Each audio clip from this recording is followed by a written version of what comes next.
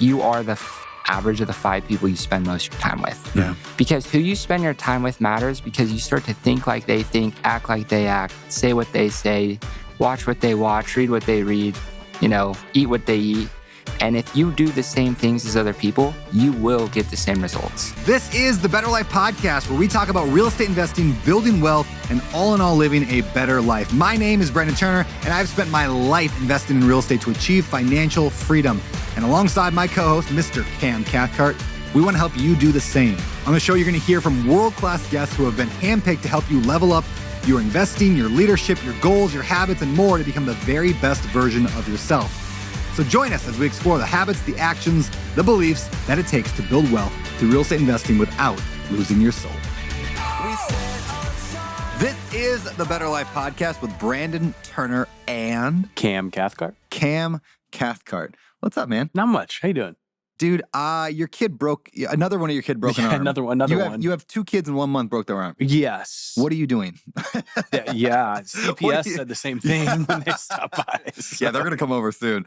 No, how's he doing? He's great. Yeah. He's got a good spirit no matter what. He does. It's a bummer because when Riley broke her arm, she was like a little bit more, she understood it. Yeah. He doesn't because he's only 3 and he's still 110% all the time. So, he might have to get surgery. Oh, I got to call my wife. Right now. Well, do it live. We're doing it live. Yeah, I think she was in the doctor as we were. Oh, all right. Yeah, so. Well, let's get through this introduction because then we can get you on the phone with your wife and find out about your kid. You might have to have surgery. Today's episode, phenomenal. Amazing guest. I met him a few months ago. His name is Gage Heward, and he is a door-to-door salesman turned real estate investor. And we talk about both those things. And you might be like, door-to-door sales, what do I care about that? What we're talking about today, especially listen for like the 3 rules that he gives. But we're talking about just how do you sell anything and convince people to buy, and that includes real estate. So how do you get a seller to sell to you? How do you get to sell a property? All this stuff. It was phenomenal. Phenomenal. And I think one of the things that I love about this model, because it's for most of the people that are listening on this, you don't have to be a full-time real estate investor. Make a lot of money somewhere else. And invest that money into real estate. Yeah. And that's what he's done. Exactly. And he did it to become a millionaire by 22. He's got a bunch of properties today. We're going to talk about all of that and more. We cover a little bit about seller financing today. We talk about that. We talk about some of the more deeper issues around like our core question. I love that conversation we had today. So listen for that. And we talk a lot about Tony Robbins in a good way. Him. Yeah. Gage loves Tony Robbins. I love Tony Robbins, but he loves him even more than I do. So we're going to find out why and more on today's episode. But before we get to that, let's get to today's show sponsor. This episode is brought to you by our friends at TurboTenant and Ballpoint Marketing. These 2 companies are big supporters of the show, and they know how to work with real estate investors and help real estate investors grow their businesses. So be sure to stay tuned to hear how you can get, discounts and free stuff from them both. And as you probably know, all the profits from the show go to charities of the guest choosing. So when you listen to the sponsors on the show and you work with these hand-chosen by me sponsors, you're actually doing good for the world. Now let's get to the show. Gage Heward. Am I saying your last name right? Heward? That's right. All right. Gage. So I met you for the first time a few months ago. We hung out. We did some cold plunging, some sauning out in Utah together. It was a good time. And I was fascinated by your story. And so I said, you got to fly out to Maui, come on the podcast. So here's what I know. I know you are a guy who became a millionaire at 22. I know that you were door-to-door and you do a lot of door-to-door sales stuff, which I definitely actually want to talk about that today because I think that's actually a really good avenue to build some income. But then you got into real estate at some point, which I want to know that story. I know you've got 23 doors. Is that right? That's right. All right. So I know all that about you. I know you're married. No kids? 1 kid on the way. One kid on the way. That's Daughter. right. That's right. On the way. Very cool. Found out the other day. No Yeah. way. Congratulations, Yeah, congrats, man. So that's how I know you as. But take us back before that. Who was Gage Heward? Yeah, good question. Thanks again for having me on here. Yeah, man. I've been a huge fan of Brandon Turner since Bigger Pocket days. Man. So Not Cam, though. Not me. He didn't go way back. He You didn't know who you were today. Until about an hour ago. So, But yeah, so I'm from Linden, Utah. Okay. Small little town just south of Salt Lake, north of Provo. Grew up playing football. That was like my dream growing up. Wanted to play in the NFL. Obviously, that didn't happen. Yet? Yeah. Still How old are you today, by the way? I'm 26. Okay. 26. So yeah, football was like my childhood growing up. My dad always made good money. I always knew I'd be successful because my dad was. He owns his own financial advising firm. and he always makes he's always made like 300 million bucks a year. So I'm Wait, like, did you say 300 million? no, 300 million. Okay. no, 300K to a million bucks. I was like, that's a lot of money. like, who's your dad? Yeah. No, he's a stud though. And yeah, I'm the second oldest of 5 kids. So I have 3 brothers, 1 sister. And growing up was really interesting. Like my dad's favorite thing to say was devil's time. No, free time's the devil's time. And so we always had to work jobs. You know, I worked as a lifeguard for 3 summers in high school, playing sports all the time, had chores.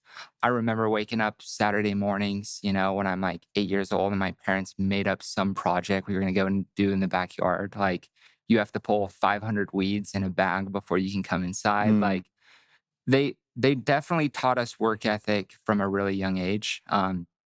And yeah, childhood was really great. I feel like in high school, I met 2 of my best friends growing up. One, like our high school in Orem, there's 3 high schools, and our high school was considered like the wealthy high school. Okay. And my best friend, his dad owns a cleaning company that cleans all the Walgreens, CVS stores, Vasa's, gyms, like in the whole Eastern United States. So they do like 50 to 100 million in revenue a year. Jeez. Yeah. He told me he made 30 million profit in 2020. So during COVID, like profit. So, but I grew up for like 5 years with this family and it was insane. Like I saw a lifestyle that I didn't even know was possible. Like their house was insane. They had a guest house, a pool house, you know, a half pipe, pickleball court, tennis court, movie theater, Bentley, Mercedes. They had another house in Boston with a G-Wagon parked in the garage. We were going to country clubs growing up. We were going, you know, courtside to the Jazz games in Salt Lake. And I remember even in December, they'd invite me and my buddies to go to Deer Valley. And they had a ski out cabin that was just insane. And they'd paid for everything, our day tickets. And and a bunch of charity events too. So I guess like I always, like our family was always pretty well off for sure. But seeing this, like my best friend's family and the way that they lived definitely like opened my eyes to what's actually possible in life. And not only were they like freaking rich, but they were the coolest people ever. Like the most giving, the most charitable, the coolest family ever.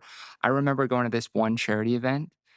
I was probably a junior in high school, and this moment is like so ingrained in my head. But we were at this charity event where each table to be there was 10 grand. And at the front, it was like 50 grand per table. And he had 3 50 grand tables at the front of his charity event. And there was an auctioneer, and he was auctioning off a bunch of stuff that all the money was donated to charity. And not only did Dennis have 3 tables there, but he had a bunch of stuff that he personally gave that were being auctioned off, like tickets to the Super Bowl, you know, Mexico vacations, all these things. And I was just like sitting there and I'm like, holy crap, like how cool would it be to get so wealthy to be able to help so many people? And I remember at the end of the auctioneer was like, okay, we don't have anything else to auction, but who just wants to give 10 grand? And Dennis looked at his wife, winked at her, and then nobody else was raising their cards, but he just threw it up there. Like not even a thought. And he just like immediately didn't even have to talk to his wife, just donated another 10 grand on top of everything that he had given. It just flies in the face of what I think most Americans and people in the world just think about rich people. Totally. Like there's, the belief that if you're rich, you did something bad and unethical to get there, and now you're hoarding your money like Scrooge McDuck in a vault, right? For sure. It's like, but in reality, almost every rich person I know is that way. They're generous. They give their time, they give their money, they pour into other people, and they want everyone else to be wealthy too. Like very few wealthy people I know are like holding on to that going like, oh no, it's mine. Because we all understand like that money is infinite. Like there's a lot of it out there. This is not what's the word, like zero-sum game. Like if I win, doesn't mean you lose. We can both win. So I'm going to help you get there because it makes me feel good. And just, I think majority of the world just looks at rich people, and instead it's a reflection on like, oh, they have that, I don't. Now I feel bad about myself. I don't like to feel bad about myself, so I'm going to criticize that person and say they must be bad. Otherwise, I feel bad about myself. Yeah, I had a moment like that. Very, very different. This guy's not a billionaire, but where it was a family member, but he from his church flew out. He has got a place actually in Park City, and he flew out to the pastor of his church and just let him stay there for a week. And we were talking about it. He's like, those are the types of things that you can do when you have money. You can just like, hey, you've had a rough couple months. Like, let me fly you out to my place in Park City and let you just stay for a week. So cool. Yeah. And that is what you can do when you're rich, and it's awesome. So yeah, I'd say like that family definitely made a huge impact on me, inspired me to just go get after it so I could go serve the most people. I remember every December going down to their basement, and they had a huge basement, completely packed to the brim with toys that they were going to go to give to families. That's cool. And like the coolest thing ever, they'd invite us to so many different trips, country club. Like we ate there for lunch every day, like the coolest family ever. And I just, like that definitely was a huge pivot in my life of like, okay, after I graduate high school, I'm going to go start a business, learn how to make a ton of money so I can go give at the highest level. Yeah. And that's like, that totally shaped who I went on to be. So I want to ask about the real estate stuff. We'll talk about your first deal in a second, but did you pursue real estate right away, or did you pursue business first, or the door-to-door sales stuff? What was the first avenue? Yeah. So here's what happened. So like I said, growing up, I wanted to play college football and I want to go to the NFL. So in high school, it sucked because we actually had 3 different coaches through the 4 years. And so we sucked. Like I wasn't that good. Like our team wasn't that good. So I didn't get any offers. I had a preferred walk-on to some small school. And I remember going to lunch with my dad right after football season ended. And this was like one of the most pivotal conversations that happened in my life. He basically was like, hey, football's over. Like you're about to graduate in 6 months. Like, what are your plans after high school? And I was like, I don't know. Like probably go to college, maybe go on a mission. I'm Mormon. So every 18-year-old boy is supposed to go for 2 years to go teach religion. I'm like, I'll probably do that. And he's like, well, you should probably figure out your plans because it's coming up. And I'm like, yeah. And he's like, I want to tell you something. He's like, the thing that's made me the most successful, there's 2 things that have made me the most successful and have been for me and lots of people. He's like, number 1 are the books you read. Mm-hmm. Like he's like, you're going to be the same person you are today as you are 5 years from now, besides the people you meet and the books you read. Mm. He's like, do you remember the stack of books I gave you for Christmas last year? And I'm like, yeah. Like they were in my room, just in the corner, collecting dust. They looked really boring, right? He's like, those books. He's like, I'll tell you what, you haven't read any of them. I'm like, you're right. He's like, if you read those books and come talk to me about them, I'll pay you $10 per book you read. And here's the thing about my dad. I told you, like, they definitely ingrained work ethic in us at an early age.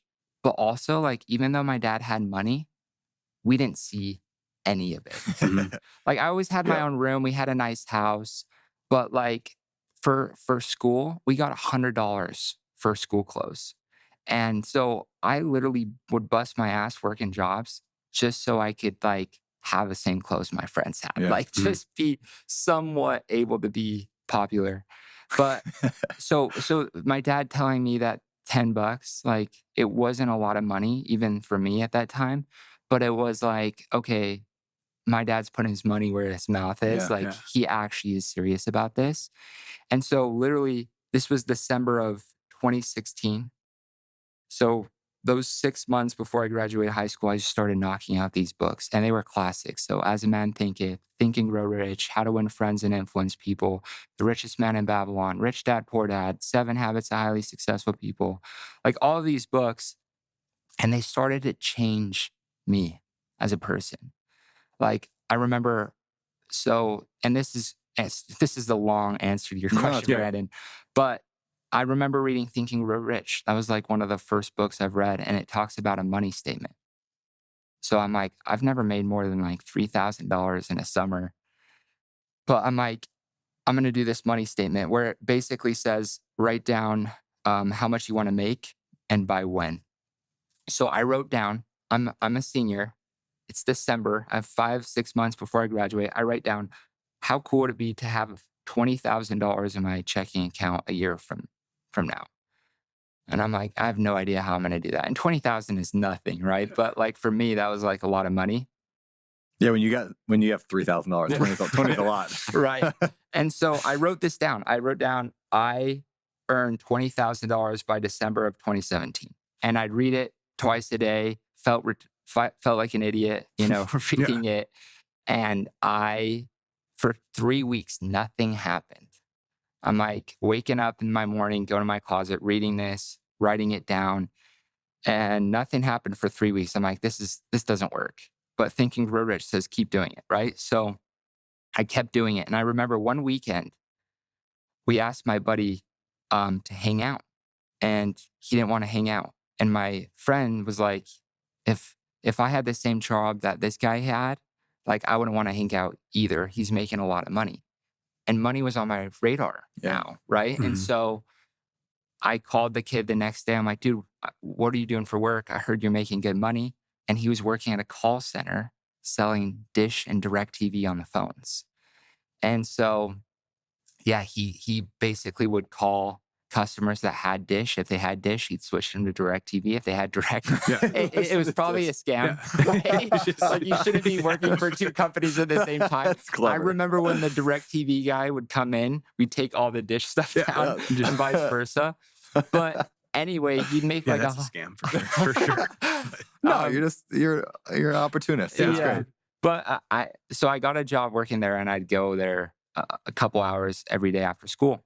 And within a month, I became the top salesperson at that little call center. And there was only like 6 of us, right? Mm-hmm. Like nothing crazy. But I was making like $150 to $300 for 2 or 3 hours of work each day after school. And I'm like, holy crap, I'm gonna blow past my goal of 20 grand. And then the owner of that company comes to me and says, hey, Gage, like you're doing really good. You should go sell this door to door in this summer. I can pay you 2 times more commission because I'm not paying for your leads. And you could even, go lead a team and train guys how to do it and get paid if your team does well. And so I'm like, that's what I'm going to do. I'm going to graduate high school and go sell DirecTV door to door in the Midwest. But then I meet up with my cousin. My cousin had just gotten back from a summer selling pest control with a company called Active. And basically, he's like, Gage, your dad told me you're planning on going out and doing sales. He's like, you should come sell pest control. Don't sell DirecTV. DirecTV is a dying industry. Like everyone's streaming. So I met with, the regional of my cousin. And that regional had switched from DirecTV, so I had no chance. So I graduated high school and found myself in Columbus, Ohio, selling pest control door to door. So here's the crazy part. So I hated selling growing up. Yeah. My dad, every summer, used to make me and my brother sell 20. Have you heard of starving student discount cards? Might just be a Utah thing. I have not. Okay. No. So there's basically this long discount cards, and we used to sell them for $30 to $40 a pop. And my dad used to make me and my brother each sell like 20 to 40 every summer. And we're like 8 knocking doors, selling these crappy discount cards. And then in high school, we had to sell discount cards too to like help raise money for the school. So my experience with door to door to that point, like, was bad. Like I didn't like it, but I remember when I was thinking about door to door, and I had this goal of making 20 grand. I go to my dad and I'm like, hey dad, like JT wants me to sell pest control this summer with him. What do you think I should do? And he's like, well, I don't know if you know this, but me and your mom actually did 3 summers when we were in college. And he's like, it was awesome. He's like, I learned more in those 3 summers of doing sales than I did an entire 4-year degree studying business at BYU. He's like, I learned more about life, discipline, sales skills, business skills in those summers than I did in a 4-year degree. And he's like, and my best summer, I made 60 grand, was able to buy a triplex and our first home. Like it just gave us a huge financial leg up from all our friends. He's like, there's 2 reasons why you should go out and do summer sales. He's like, number 1 is the money. He's like, now that you're about to graduate high school, the first step you need to take is go from an hourly job to some type of commission-based job. Because in an hourly job, you know, you're capped on how much you make by how many hours you work. And there's only a certain amount of hours you can work. He's like, what's cool about commission sales is you don't get paid per hour. You get paid what you put in the hour. So if you're the best, you get paid the best. If you're the worst, you get paid the least. And I was a lifeguard. And so I remember as a lifeguard, I never wanted to go above and beyond. Like, I didn't let people drown. But like, do just enough not to lose your job so nobody drowns. Like just almost let them drown, but then jump into the last lap. Right? Really makes you look at the hero, really. Right, That's right. The victor, right? So, but like I had no incentive to ever be the best. Like I remember on Saturdays, we'd clean the pool and clean the whole facility. And I'd like hide in the locker room with like a mop and like move it around when people would come in. But I just remember thinking, I'm like, that makes so much sense. Like, I want to be paid for what I put in. I want to be paid. If I work harder, I should get paid more. Yeah. And so that was like, that really set in for me. He's like, and what's cool about summer sales, if you're the best, you can make hundreds of thousands of dollars in a summer. If you're the worst, you still make more than 99% of hourly jobs. So either way, you're winning on the money side. And my dad's like a finance guy. He's like, Gage, if you can, you know, make a ton of money while you're in your late teens, early 20s, and live broke and invest the difference, you'll be able to retire faster than all your friends. Mm-hmm. And this is like churning, right? I'm competitive by nature. So like, I'm like, hell yeah, that'd be sick. Like to be able to retire faster than all my friends. So I'm like, okay, money's 1. What's the second? And he's like, the sales skills. Yeah. Now that you're graduating from high school, the first step you need to take in life is to learn how to sell. Because selling is communication skills, it's people skills. And there is no better place to learn sales than door to door, where you have to talk to people that don't know you, didn't invite you over, and you don't know them. Yeah. And you have to get them to like you as fast as you can and persuade them to buy within seconds before they slam the door in your face. He's like, sales is the most powerful skill, whether you want to do business and sales as a career or not. If you want to be a doctor, you're going to be a better doctor if you know sales. If you're a lawyer, you're going to be a better lawyer. If you're a teacher, you're going to be a better teacher. If you're a dad, you're going to be a better dad. If you want to marry someone out of your league, you need to learn how to sell. Yeah. Like sales is the number 1 skill. And I remember reading Rich Dad, Poor Dad. And what does his rich dad tell him to do after he graduates? Yeah. He doesn't say, go start a business right away. He says, go work for Xerox and go master sales. You cannot leave Xerox till you are the number 1 salesperson at Xerox. Did you guys know that? Like that was his advice. Yeah. Go learn the skill of sales. Because if you know how to sell, you can do anything in life. Agreed. Yeah, nobody can take that skill from you. And no matter what in life, like we could go into a massive civil war and a disruption and dystopian future.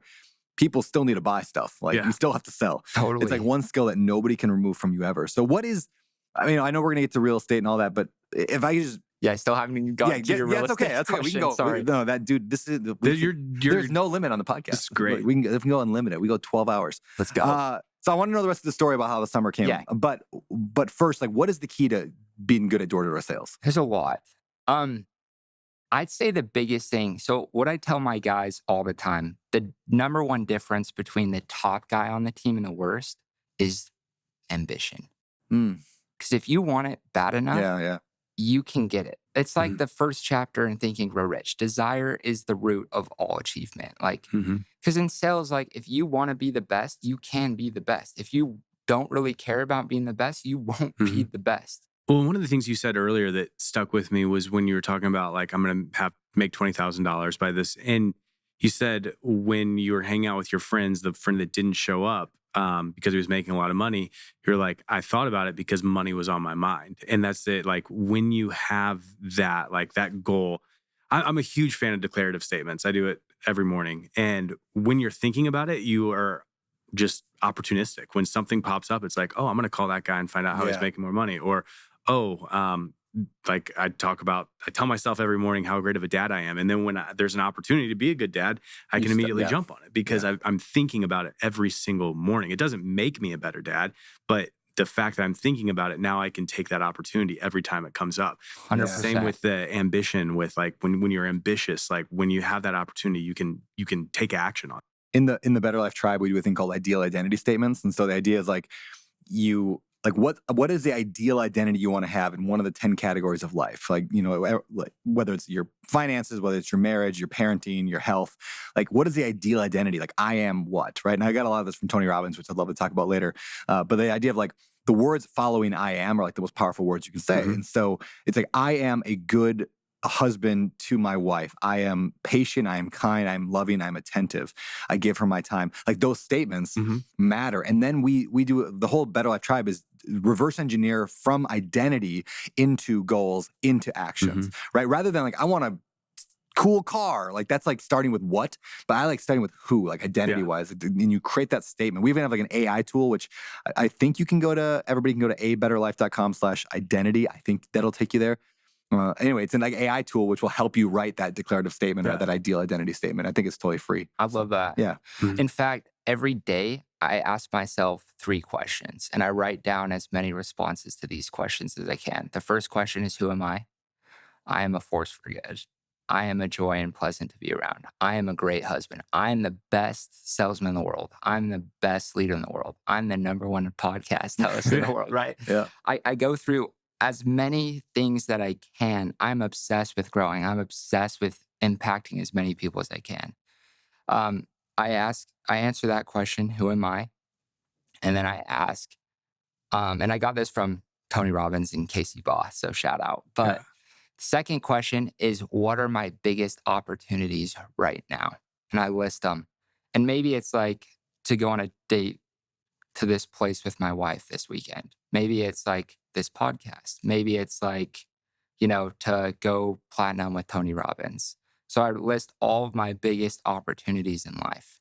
And then the third question I ask and answer is, what gets me most excited in life right now? And it's like, okay, like hitting 1 million subscribers on YouTube, having 50,000 a month in passive income, making $1 million a year, helping 100 people make $100,000 in a summer. Like, and those questions are so important because so many people like think about all the things they want to have in life, but they don't think about the being and the doing.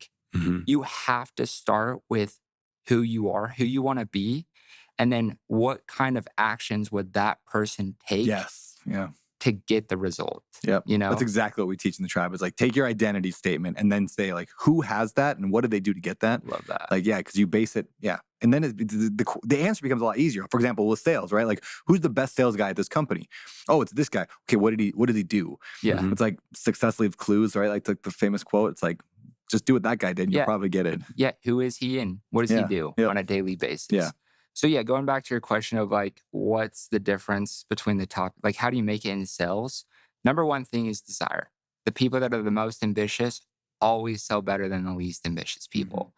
And then from there, we have 3 rules in the summer, and the better guys follow these 3 rules, the better they do always. So rule number 1 is work hard. There's no substitute to work ethic. If somebody's talking to 40 people a day in sales, and then there's another guy talking to 60, this guy talking to 60 is going to talk to way more people over the course of the summer and have way more opportunities to get more sales. So work ethic's the number 1 rule. Second from there is be positive. People buy from people they like.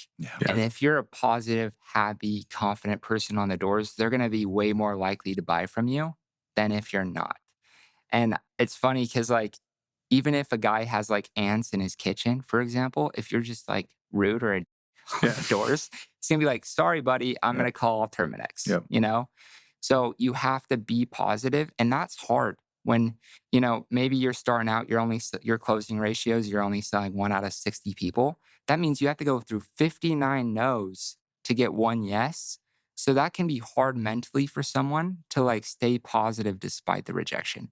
But you really have to knock each door with like, everyone's buying. This is my best friend. Like, I'm happy to be here and everyone's buying. Like, you have to bring good vibes because sales is a transfer of energy. And if you're in a good mood, you're in a good state, and you're doing things every day to get yourself positive, you know, working out, answering those questions I talked about, you're going to show up way better to the day, and people are going to feel those vibes from you. Hey, before we get to number 3, speaking of being positive, my uncle passed away a few years ago because he had this, like, you know, lost a lot of blood in an accident. He's at the hospital and he was awake just enough, and they kept asking him, like, what's your blood type? We have to do transfusion. And like, he just wouldn't answer. He just kept saying, be positive. So he died. I knew, I could tell that was, I was like, could you tell the joke was coming? I love you. Isn't that great? I heard that years ago. He just kept saying, be positive. And, you know, one of the things though that I did do. Sorry, that's not a true story. That's so good.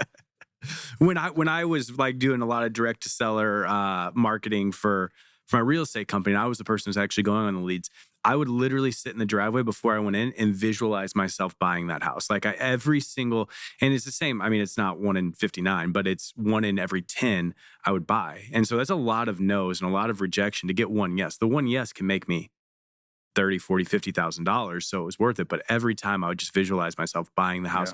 So then I would walk in there with a different energy, I'd carry myself differently. I would talk differently. When I went in there thinking this is already a done deal. I'm going to get it every single time. And it helps so much. Oh yeah.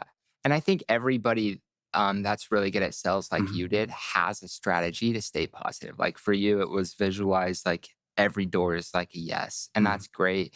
I sing between doors. Like I sing, you know, children primary songs. Or like, you know, working out every day, you know, saying affirmations between doors, like, I think can. I've said that so many times. Or just like the Dory, like, just keep knocking, just keep knocking, just keep knocking. Or this door's a yes, this door's a yes, this door's a yes.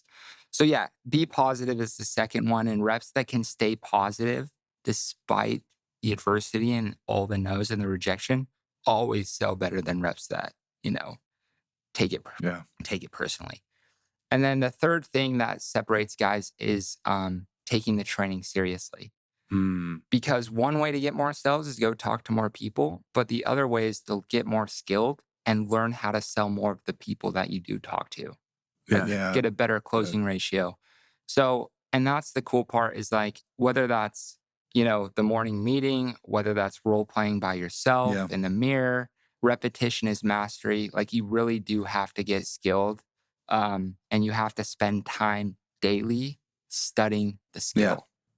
You know, there's people probably listening to this podcast right now going, I mean, when are they going to get to the real estate conversation, right? So I'm taking so many that's why I want people, if that's you, if you're listening to this podcast right now and somebody's going, when are they going to get to real estate? Understand that that's all we've been talking about is like, it's the stuff that makes you good at real estate. Like, what are the rules for being good at real estate and getting off market deals? Like, work hard, be positive, and take your training seriously. Well, and I'd say like sales skills. Like, if you can master sales as a real estate investor, you are dangerous. I was actually one of the biggest shifts in my real estate investing that took me from like the 30 units to 13,000.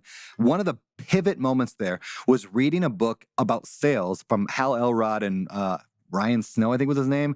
It was The Miracle Morning for Salespeople. I love how many books Hal Elrod has. I know. Hal's a million books. I know. I love Hal. Hal was an episode of something on this podcast. Really? Go listen to it. It was awesome. But Hal started Hal did door-to-door sales. So did like John Rulin. Rest in peace. I love that dude. He was door-to-door sales. So was Brody Fawcett. So many people started door-to-door sales, which tells you something. But anyway, in this book, it talked about sales. And I'm not a sales guy. I wasn't a sales guy. I just read it because I remember somebody recommended it. So I'm reading this, and it talked about how this quote, I still remember it to this day. It's every result you desire is preceded by a process required to get the result. When you define your process and commit to it for an extended period of time, the results take care of themselves. That's the quote.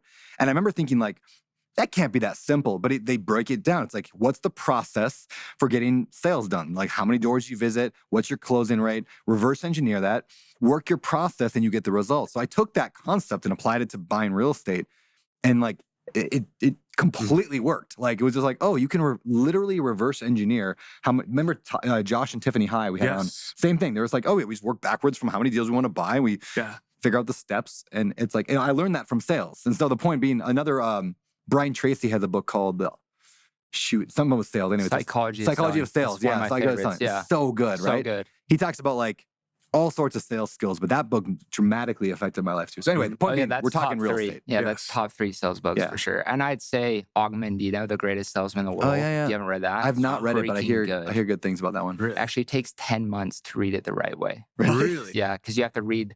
There's 10 scrolls. You have to scroll 3 times a day for 30 days before you can go to the second scroll. Oh, wow. Powerful. Dude, I'm going to do that. You should. I'm going to do that. It's freaking good. And our BYU entrepreneurship teacher actually makes everyone read that book the right way. Really? It's powerful. So say the name of it again? The Greatest Salesman in the World. Augmentino. He's a beast. Really? But so go back to your story then. If you go like that summer, you went and sold. Did you get your 20K? Yeah. Good question. So got out there, didn't know what the heck I was doing. I was thriving on the phones, but like door to door was a different animal because, on the phones, it's just your paraverbals, which paraverbals is how you sound and then words that you say. But on the doors, it's body language, paraverbals, and the words you say. Yeah. So in communication, body language is 55% of communication. So that was something that I hadn't practiced, selling DirecTV on the phones. So that was a huge new thing I had to learn. And then paraverbals is like 35% of communication. And that's like how you sound. And then like 7 or 8% or whatever's left is the words you're actually saying. So I got out to Columbus, Ohio is where I was. I didn't know anyone on the team besides my cousin. And at first, the first 3 weeks, I got my ass kicked. Like, so bad. Like, I didn't know, like, I remember me and my car partner driving to the neighborhood we were going to go knock. And I just remember seeing like a hammock in some guy's yard. I'm like, I'm going to go lay in that till lunch because even if I did knock, I'm not going to get any sales anyway. So why bother? It was tough. I just remember thinking everyone in the world is mean.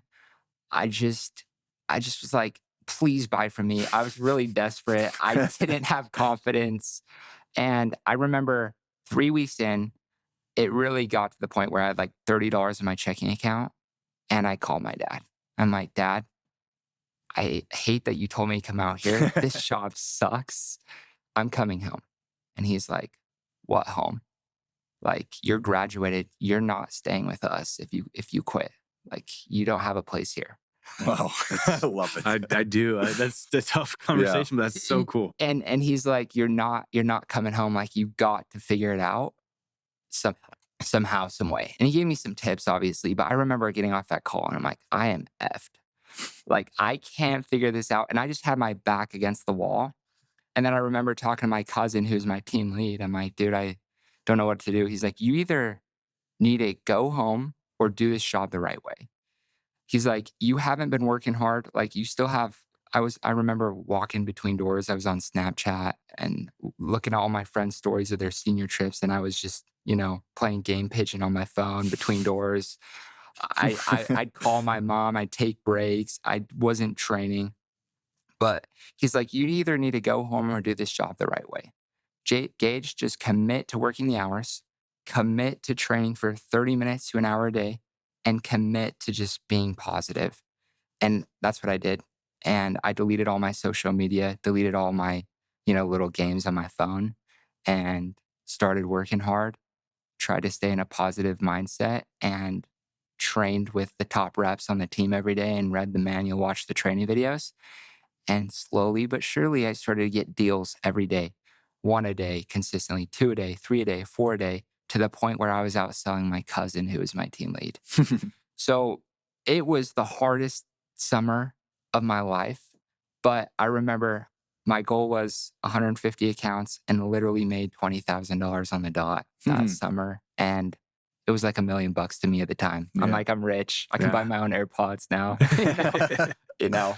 So that was summer number one. It's amazing, man. Yeah. So walk us through, like, bring us up to date, maybe just like broad. Where are you at with your door-to-door stuff today? You're still doing it, or are you not doing door-to-door anymore? Now you're running a team. How does that work? What's that like? Yeah, good question. Then we'll go to real estate. So this last summer is actually my 8th summer doing it. So sold multiple summers, sold enough to be a team lead. And then I got paid to train, lead, and recruit guys to go out and knock. And then you get paid depending on how well they do, and you get higher commission as a team lead too.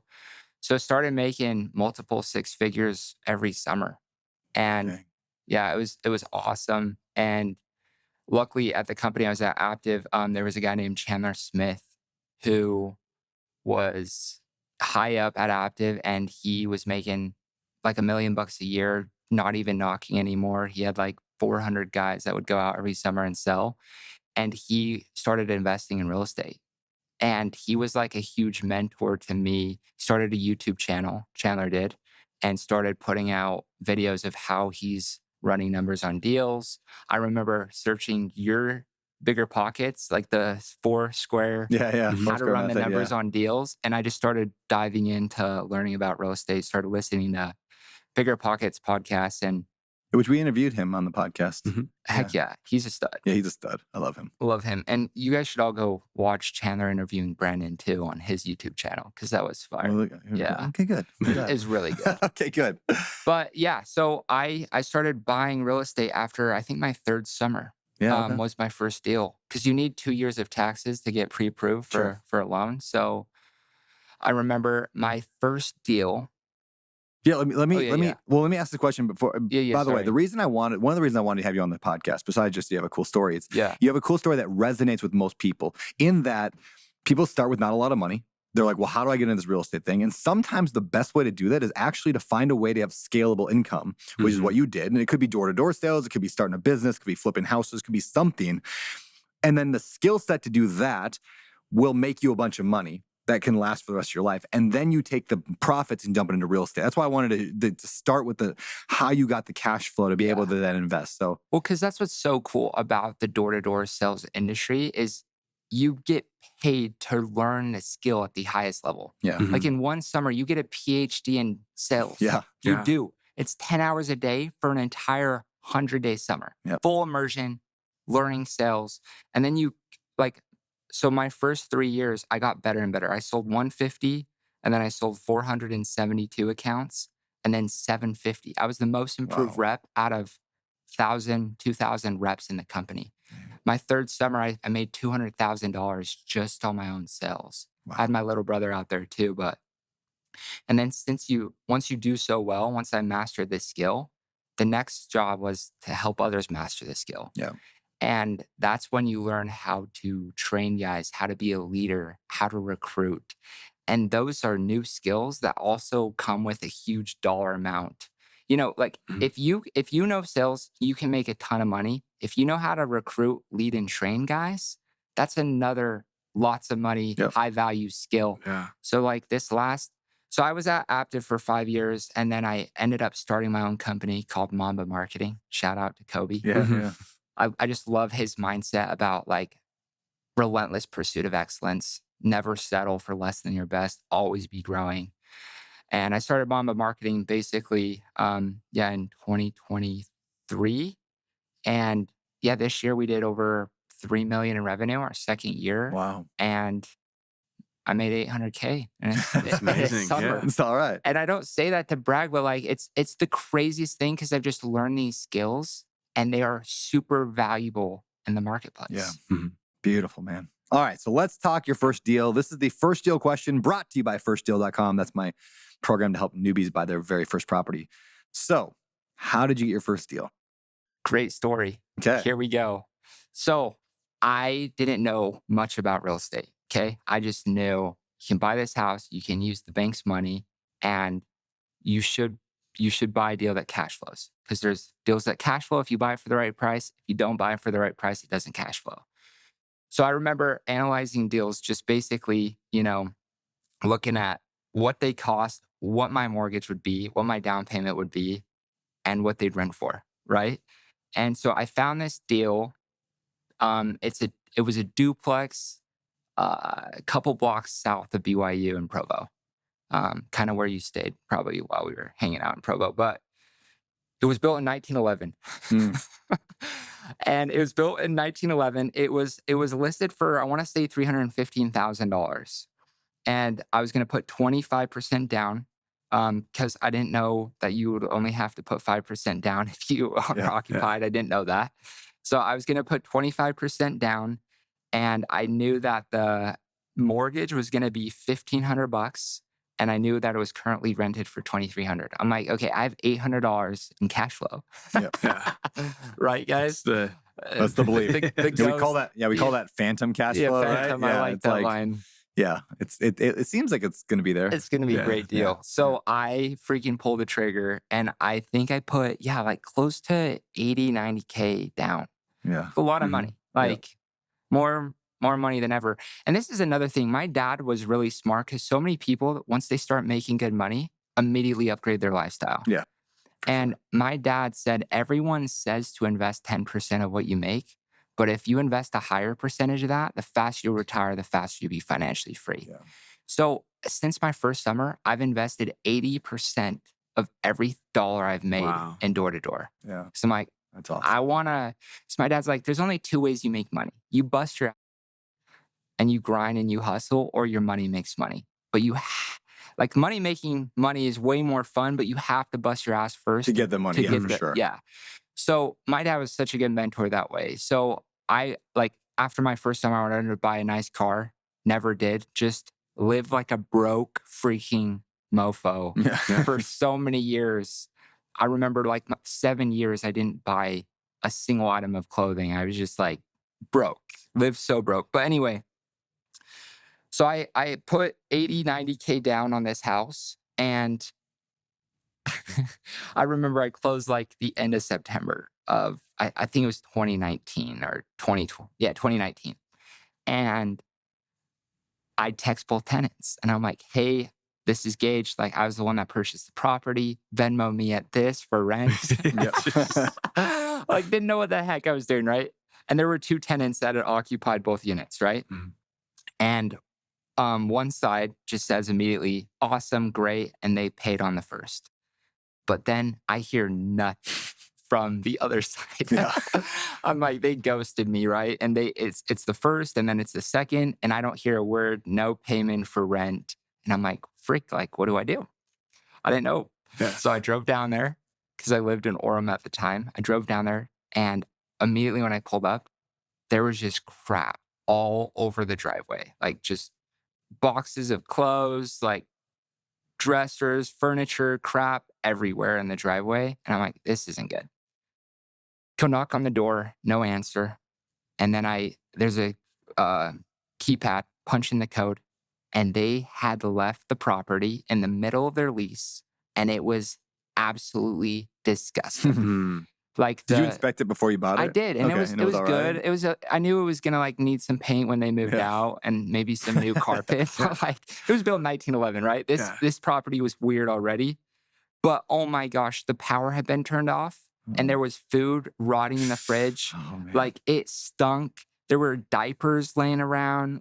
It was. I have a video. This is just disgusting. And I'm walking through this, and I'm like, I just made the biggest mistake of my life. Right? I just put $90,000 into this thing, and I am screwed. So called my buddy that had some properties. He just said, yeah, go hire some people or go get a U-Haul, remove everything. And then, I had hired my mom and my sister, told them I'd buy them lunch if they helped me remove all the stuff. So we removed all the crap, turned the power back on, and then paid someone to paint the whole thing and get new flooring. And there was actually a crack in the foundation because I wanted to get LVP, but it wouldn't happen because there was literally a gap that in one of the spots. So we had to carpet everything and anyway. But anyway, got it rented after everything was done. And I didn't know how to manage a property. So I didn't do any background check, any credit check at all on this family that moved in. But luckily, they were a pretty good tenant. They had the church pay their rent a few times, but I put $10,000 into renovating that unit. And then once I did that and got a tenant, it started cash flowing like $700-800 a month. But again, it was built in 1911. So I had so many maintenance problems, electrical, plumbing, you name it. Yep. And I ended up selling that property 2 or 3 years later and made like $200,000. Wow. So luckily I got in at a good time, and luckily it kind of saved me because I just didn't want to deal with it anymore. Luckily, but also like the great thing about real estate is like it's a forgiving asset class. Like almost any property, you hold it long enough and you get bailed out. True. So the key is like, can you hold it long enough? Which is where cash flow comes in. Right. As long as you're not losing money and as long as you have a good loan, you can generally hang on to it and you'll almost always survive long term. Or like a high income skill. So you exactly. could weather the storm. Exactly. Yeah, I had a buddy one time who I did some coaching with. Like he wanted some help, so we chatted, and he wanted to buy this property, and he's like running the numbers. It was San Diego. This is probably 10 years ago, and we're like looking at the numbers. I'm like, dude, you're gonna lose minimum $1,000 a month in this, maybe $2,000, like on a bad month with repairs and whatever. He's like, yeah, okay, I'm gonna do it.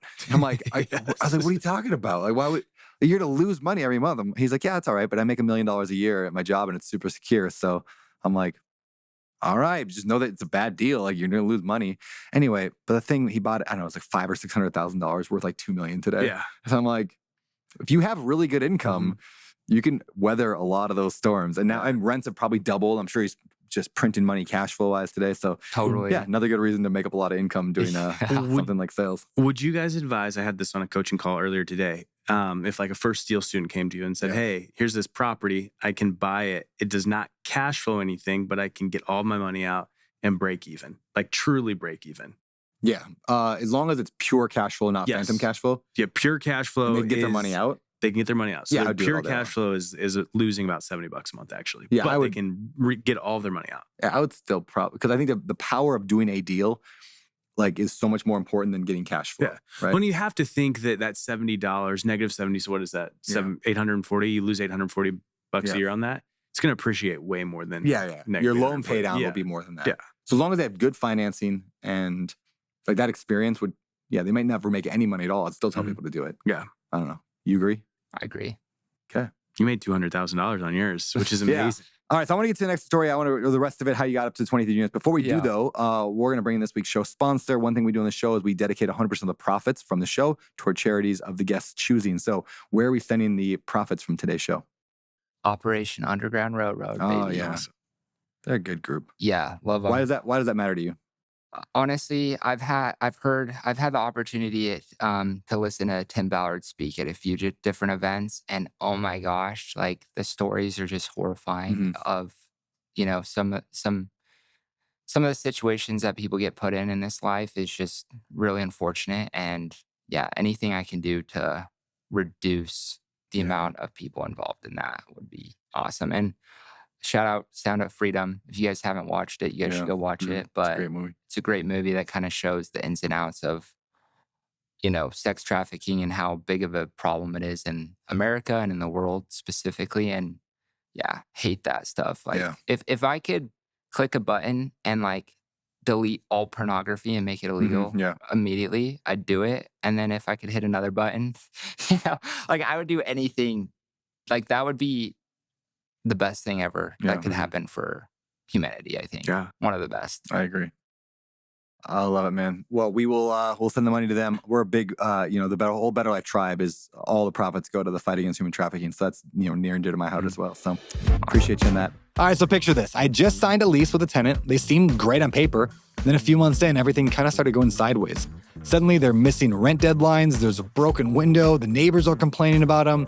I realized I'd put someone in my rental property without properly screening them. And now I was living a landlord's nightmare. But lucky for you, you don't have to make the same mistakes as I made early on because you have the luxury of using TurboTenant. So if you're managing any rental properties right now, and you're still trying to vet tenants and collect rent and keep track of work orders and market all your vacancies, look, TurboTenant is going to be your best friend. It's an app that allows you to do all of that and so much more, all in the same platform. Plus, it's like stupid cheap, like seriously less than your Netflix subscription. I don't even know why it's so cheap. And if you want it even cheaper, I got a discount for you. Just go to turbotenant.com/betterlife and use code Brandon10 for 10% off. Or go to my Instagram and DM me the word toolbox, and I'll send you a link to a bunch of cool free tools that they have, like the rent estimator, financial freedom calculator, and more.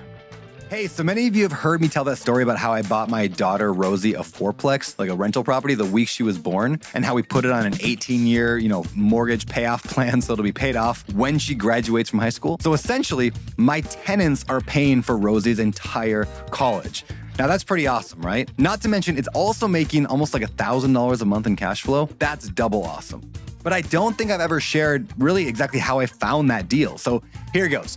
I found it through direct mail marketing. And here's how. I simply built a high quality lead list of a lot of names and addresses of potential sellers, and I sent out a whole bunch of mail to every person on that list. And then I talked on the phone to a ton of people, and then I finally got one person that was interested enough to sell me the property, and I got a deal at a great price. So building that giant lead engine like that, I mean, it works, but it takes a ton of time, knowledge, and effort, which can really slow down an investor's growth, which is why I reached out to my friend Ryan with Ballpoint Marketing. I asked him to sponsor this show because they're the best at doing everything that I just talked about. Like, they're literally going to help you build your entire lead engine. You're going to get a one-on-one call where they're going to help you figure out what you want and then build your lead list for you. Their robots are going to handwrite the postcards with a real pen, which is super cool. They're going to send them out, and they'll even answer the phone calls for you. Plus, they'll help you track it all inside of a CRM that they create for you. I know, it's crazy awesome. And it's going to help you land way more deals consistently. And because you're awesome and because you listen to this show, you're going to get a discount when you tell them that I sent you, or just use code Brandon when checking out with them. I love Ballpoint Marketing and officially recommend them to all my friends and masterminds. So if you're ready to kick your deal flow up a notch, getting more quality leads without pulling your hair out, just go to ballpointmarketing.com/betterlife. Or just shoot me a DM on Instagram with the word ballpoint, like one word, ballpoint, and I'll hook you up with them directly. All right, so take us through the rest of your story. How did you get to 23 some units now from that point? Yeah, so bought that property, and once it started cash flowing after all the crap, I was like, holy crap, like mailbox money is real. Yeah. Like, I'm not really involved at all, like maybe less than an hour a week of managing this place, and I'm making $700, $800 on average per month. So I continue to do sales. And one thing too, so going back, way back, like my dad, right? He told me in high school, like, you're going to be the same person you are today as you are 5 years from now, besides the people you meet and the books you read. Mm-hmm. So since 2017, I've read 650 books. Wow. I've tried to take one person that I look up to lunch a week. And that has been like the best thing I've ever done for myself. But I started reading like more real estate investing books, learned different strategies, learned that you could house hack, put 5% down, started listening to Brandon Turner, hosting the Bigger Pockets, and like, oh my gosh, like the info was insane there, and it was all free. Like, it's crazy. Yeah, it's wild the amount of free information that's out there. Oh, that you've given too, specifically. That's right. There's been a lot of hours. Big shout out to Brandon. He's helped me a ton. I told him like the only reason I was a millionaire by 22 was Brandon Turner. Like, for real. That's awesome. Like, anytime someone asks me to like how to get started in real estate investing, I just give them your book, like the book on rental property investing, or the zero down ones, freaking fire too. So thanks, man. But yeah, so that was my first deal. Went out and sold again, had more money. Just started buying more duplexes, mostly in Utah. Bought a duplex in Logan, which is a little bit north of Salt Lake. Had someone manage that, so I was a little bit more passive. I bought another duplex in Provo. That one was a sick deal. Only put 30 grand down, 5% down. It was worth 450.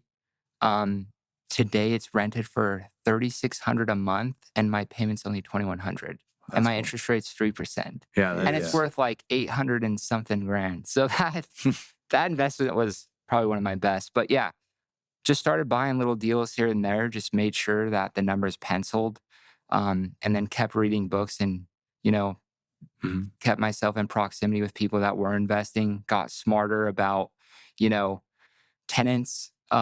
how to manage properties the right way, running background checks and credit checks on people.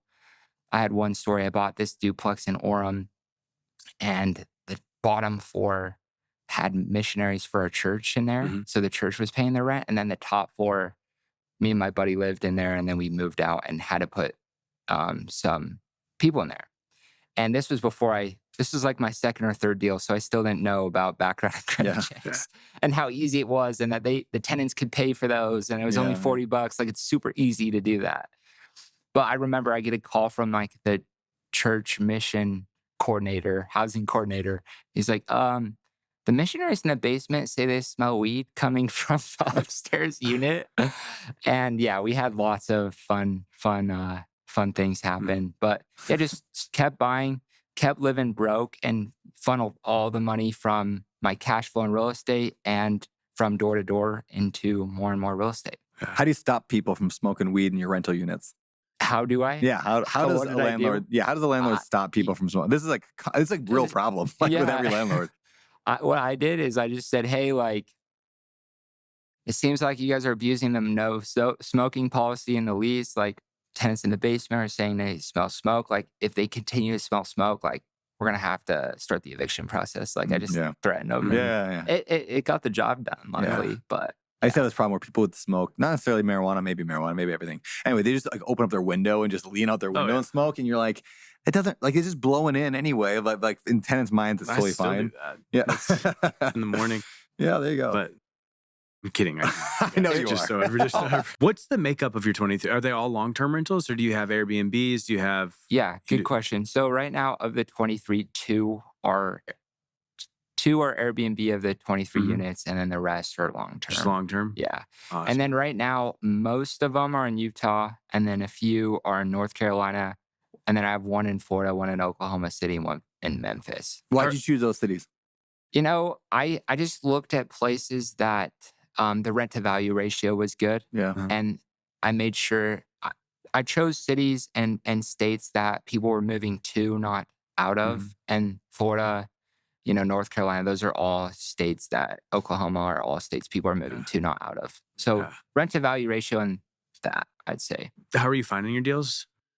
Mostly the MLS. Yeah, just one by one, buy and hold. And how meticulous are you being on that? I mean, are you setting goals around every quarter, like making a number of offers, or like how dialed are you trying to be? So when I was 19 or 18, so every day I write down my top 10 goals, like as if they've already happened. And one of those goals has been, I wanted to own 25 units by age 25. That cash flow 10 grand a month. That was like my goal from the beginning. So cash flow was definitely like the main reason I got into real estate, and the main thing I looked for when analyzing deals. Not anymore, but the main thing. And listening to Chandler Smith and stuff, like, his big thing is he doesn't buy anything if it's not a 10% cash on cash return with very conservative numbers, right? He's really aggressive. He like plans out 15% for maintenance CapEx. Like, he's really dialed with that. So he was my mentor at the beginning. So I really tried to find deals that would cash flow at least 10% cash on cash return. Yeah. So when I was analyzing deals, I try to run the numbers really conservatively and try to get as close to that as I could. Utah was a little bit harder to do that than Idaho. And now it's like almost impossible to find, a 10% cash on cash on the MLS in Utah right now with interest rates.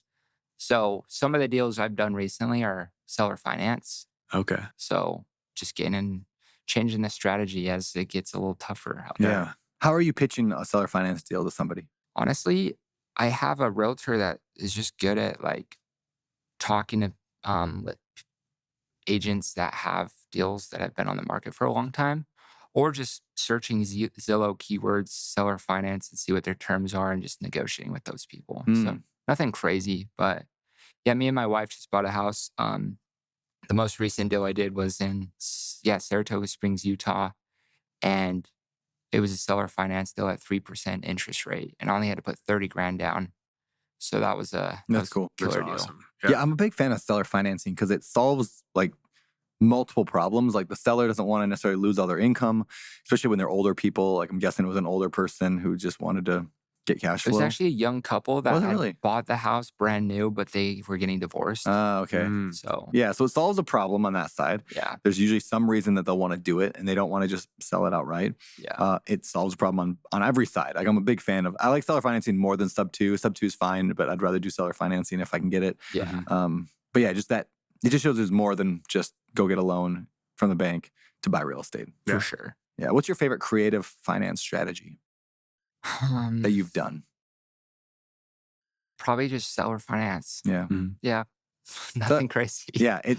Seller financing is, definitely one of my favorite. I'm at my first apartment complex using that. Heck yeah. The 24 unit. I mean, it was a complicated one, but we got basically with seller financing. The only thing that sucks with seller finance is when the person you're buying from is just a terrible human being. Cam's buying a deal from me, seller finance right now.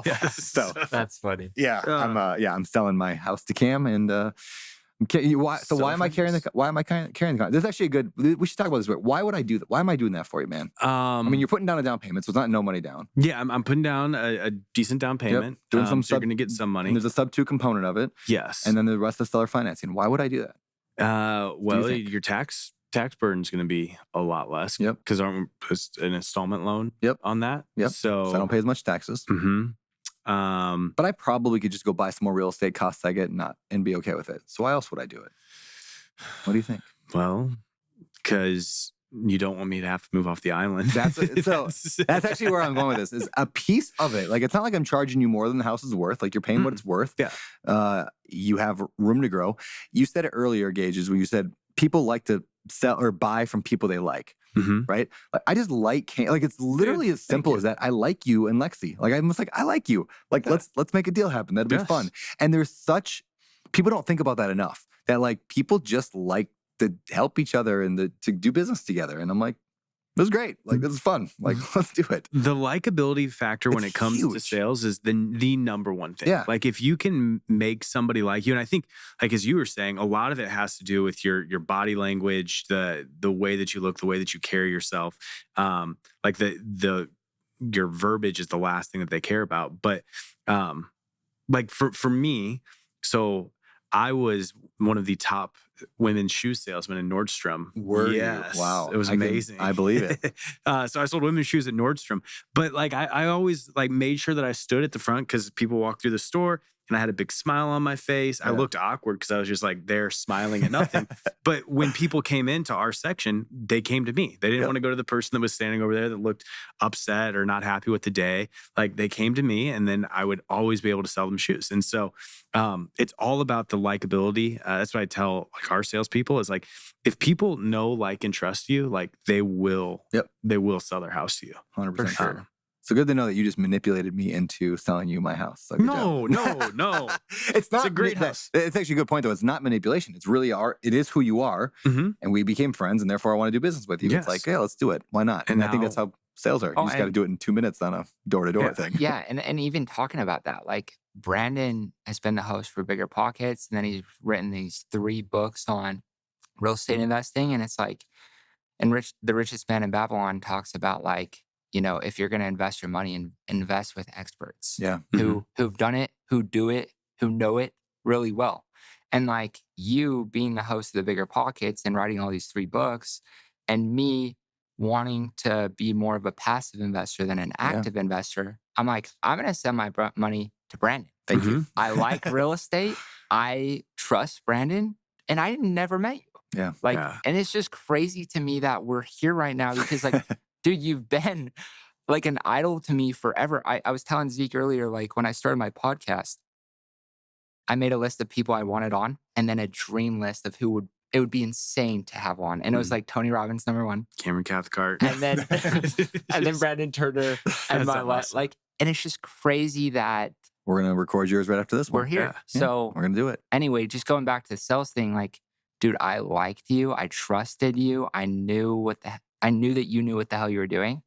And like when you stopped being the host of Bigger Pockets, I don't think I maybe listened to like 3 episodes. Yeah. I love David Green. David Green's a stud, but I'm not even now David's gone. David's gone. And yeah, so it's just, there's definitely something there of, you know, if you can, like you said this, the power of social media, like if you can have enough people that know, like, and trust you through social media, you can, any business that you're doing will be maximized. Did you guys just meet for the first time when we were in Provo? Yeah. Oh, cool. That was it. Yeah. One of when I came to the Maui Mastermind, I met you because my story is the same as his. Like I started listening to you in 2018. This is a great episode. I like you guys. Yeah, we're just gonna talk about you. This is great. And I did not want to go to the back because I was so scared that like I was gonna meet you and you were just gonna be a jerk. And I was meet gonna your hate it. I was heroes. like, yeah, That's how I felt about David Green. Yeah, exactly. I love you, David. We love you, David. But David's a lot more quiet and like maybe shy is the wrong word, but a lot more reserved than he's a public appearance. I think I'm probably, I don't know, what do you think? Am I more outgoing than my public appearance or am I similar? I told Zeke that you're cooler than, you know, than you my public portray appearance. yourself. Okay, that's good. Thank you. That's where David's, he's a lot more, people don't expect that when they meet David. They're like, oh, he's a lot more reserved. He's quiet. I feel, to me, you are the exact same person, which I think that's what is like.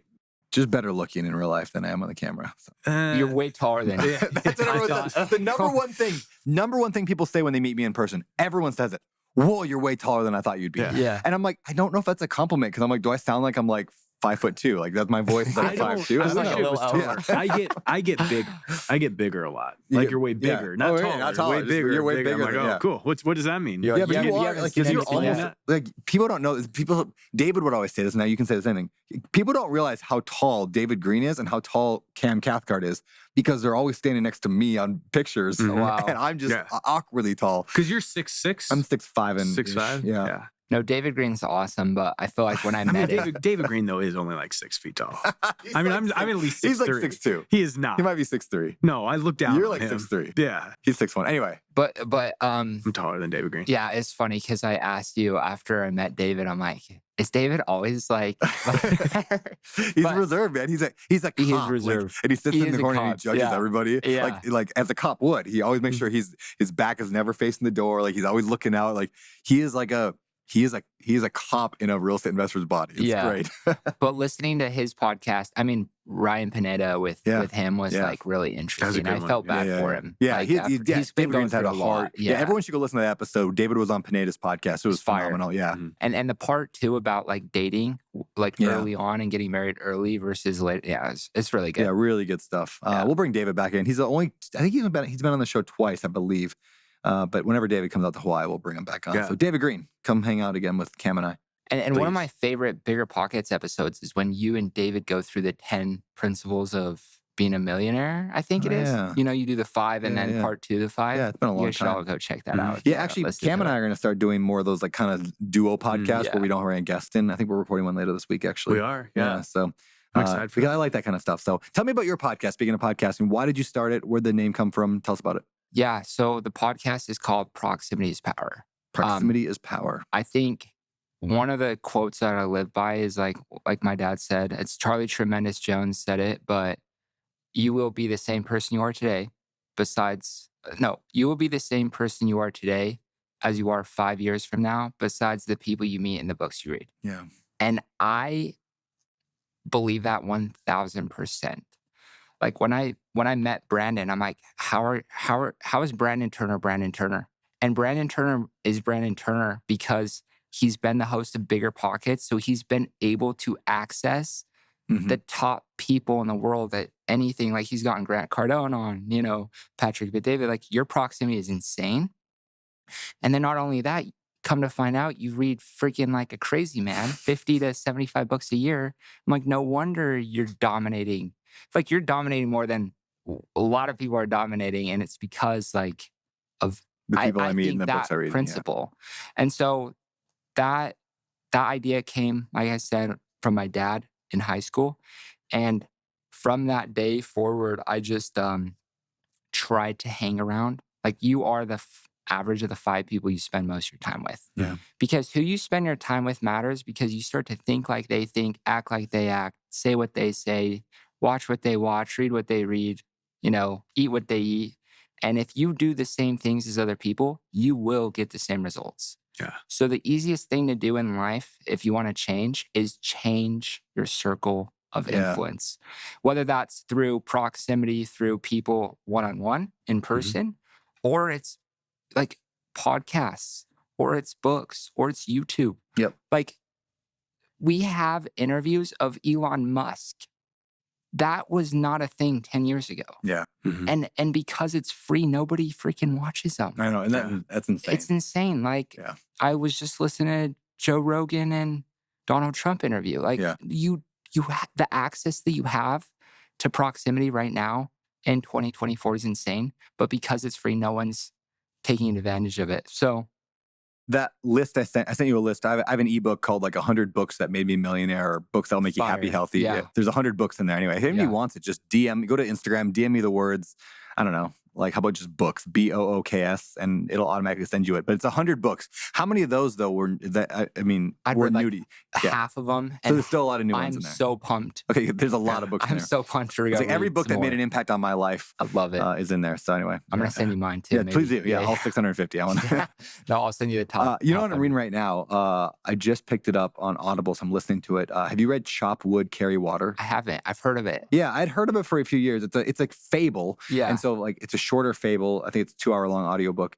And fables are always cheesy, I feel like, but it's really good. Like, I really, really am enjoying it. I'm even thinking about buying a copy for every single like first deal member that comes in. That'd be cool. Because it's just like the gist is like, at the end of the day, like, yes, you want to be a superstar and do this. So you start by chopping wood and carrying water. Like, you just do the work, like the small stuff over and over. And I like that's one of the themes in the book is like, no matter what you want to do, what are the basics that you just got to get right, the fundamentals. For sure. And just chop wood, carry water. A book you recommended that I'm listening to right now is Dan Martell's Buy Back Your Time. Yeah, got it right over there. Yeah, I love that one. It is mind-blowing how good it is. And then I'm reading 2X is Easier Than 10X by Benjamin Hardy. Yeah, Dr. Ben Hardy. I love blowing my mind right now, too.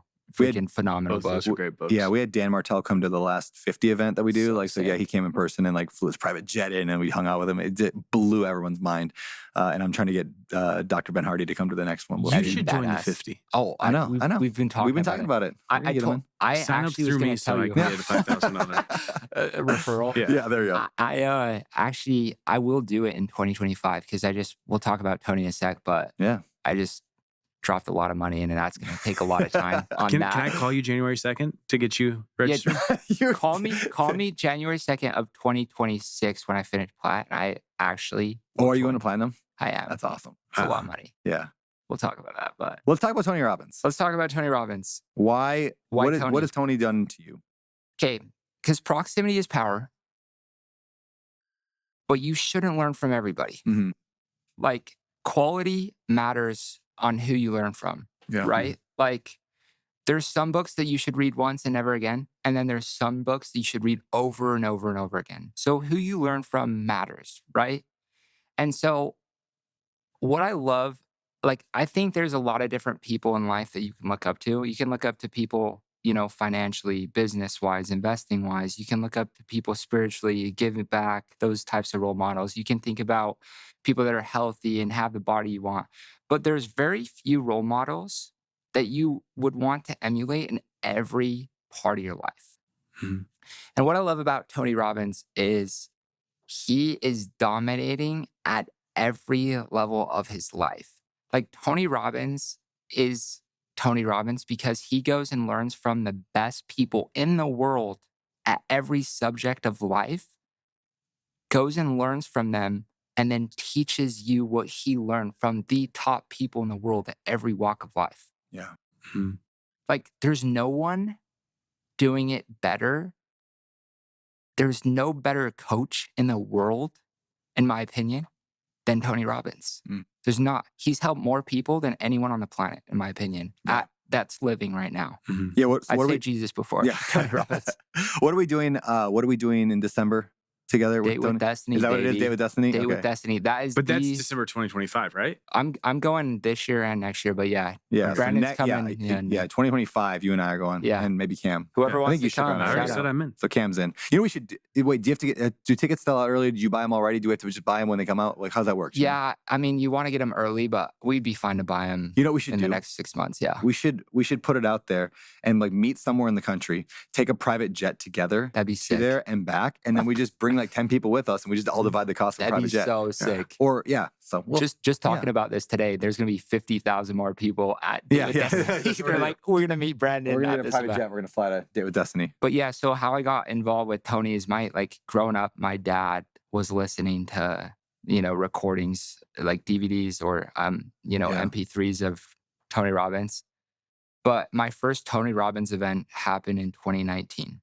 So I have this mentor named Casey Baugh, who's high up in the door-to-door space too. He's a beast. And I had just made my first 100 grand my second summer. And he's like, hey, Gage, you should come with us to Business Mastery, Tony Robbins. It's a week-long event. You should come. I'm like, well, how much is it? He's like, $10,000. I'm like, $10,000? That's like 2 years of college, at least in Utah for in-state tuition. I'm like, 10 grand is literally 10% of what I just made. It's like how much I own tithing this year, I'm like, there's no way I could swallow $10,000 for a week. And what my friend Casey said, he's like, it won't cost you 10 grand. I'm like, what do you mean? That's what it costs. He's like, it'll cost you millions if you don't go. Yeah. And I was like, holy shit, that's crazy. And I took the leap, and it was one of the most impactful things. If you're listening to this, the best investment you can make in yourself, I think, is a Tony Robbins event. Yeah. I'm excited, man. Second to Better Life Tribe. Second to the Better Life Tribe. There you go. Dude, I love it. I'm excited about that. I've never seen Tony in person, never done an event with him, but obviously I've watched from afar for a long time, and I love everything he says. So honestly, when I met you, Brandon, I'm like, I try to get into relationships to give. I try. I'm not perfect, but when I meet somebody new, I'm like, how can I serve this person the best I can? Bring him to Tony Robbins. And I'm like, the only thing I could think of to help you is sell you on coming to Tony. I don't think there's anything you could do at this point in your life that would be more impactful than that. Yeah. And I was actually shocked that you hadn't been, because you're dominating already at such a high level that I'm like, so. Well, I'm excited. I wish I could go this year, but yeah, baby coming, that's probably a terrible idea. Yeah. Hey, honey, I'm out. Take a week off, yeah. All right, dude. Well, we got to start moving towards the end of this, and let's wrap things up. But before we do, let's get to the 3-2-1 pivot. So these are 3 questions about moments in your life that it was going one direction and everything changed for you. So we'll start with 3 books that changed the direction of your life. I know we've talked about a lot of books today, but we have. I'd say number 1, As a Man Thinketh. Okay, yeah. James Allen. I'm actually rereading that right now. So good. It's 45 minutes long, and it's so short, but so broad, so deep. Yeah. Mm-hmm. Basically, the biggest idea in As a Man Thinketh is you become what you think about. And I've been a result of that. 5 years ago, I wrote all these goals down, and every single one has come true because I write them down every day. I have vision boards of what I wanted to do in my life, and I've achieved every single thing pretty much that I've ever written down or thought about. And so, As a Man Thinketh, for sure, just your thoughts are so important, and what you focus on matters. Where attention goes, energy flows. So that's number 1. Number 2, I'd probably say, The Compound Effect. Oh, I love that book. I love that book.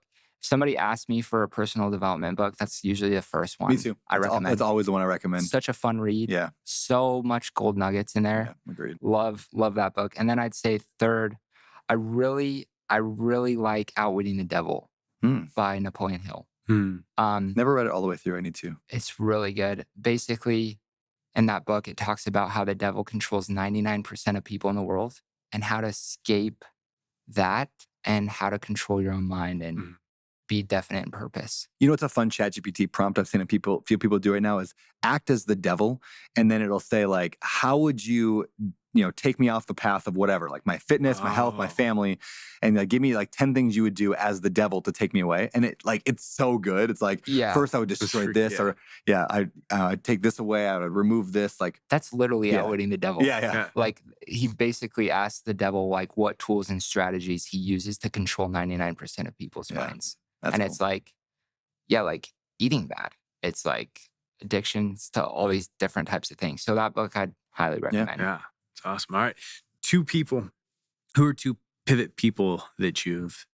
First one, I'd say, my dad. I've talked a lot about him on this podcast. And honestly, growing up, I hated him. Like I did not like I was going to ask you that. Like, I know you've talked a ton about like how much you respect your dad, but when he answered the call and said, you don't have a home anymore. Was that cool? Or were you like, no, I hate you? And it pissed me off, but I knew that's what I needed to hear. Yeah. So like I hated that answer, but also that was like the best thing that he could have done for me. Like I tell you, I hated him growing up because I didn't like how uncomfortable he made my life. But it's like he made it so uncomfortable that life, like I just built that muscle of resilience. And, you know, like I'd say my dad because he taught me work ethic. He made us earn everything growing up. We were given nothing, even though he could have easily given more. He definitely taught me, I remember growing up, just going to a friend's house. He dropped me off. And before he dropped me off, driving to friends' houses, he's like, Gage, and this is before we had that talk about proximity. He's like, Gage, who your friends are matter. What do your friends have you doing, watching, saying? Yeah. And more importantly, who do they have you becoming? And he was always telling me that same little thing every time I went to a friend's house. And I'm like, shut up, Dad. Like, let me just go play with my friends. But I remember you're real about like if you had a kid that was friends with your son that you didn't approve of or didn't like, you would do anything to end that friendship. That's my most viral post by far. I've reposted it. People hate it. I get so much crap for it. 100% though. I'll do anything to end a friendship if my kid's on the wrong. And everyone's always like, well, your kid's probably the problem. I'm like, okay, fine, whatever. You can like, but still, get him away. Yeah, I'm going to get him. I'm going to control my kids' friends as long as I can. And I actually was, like people get so two mad. of our 3 kids have broken arms right now. That's true. That's why we don't let our kids hang out with your kids anymore. I love it.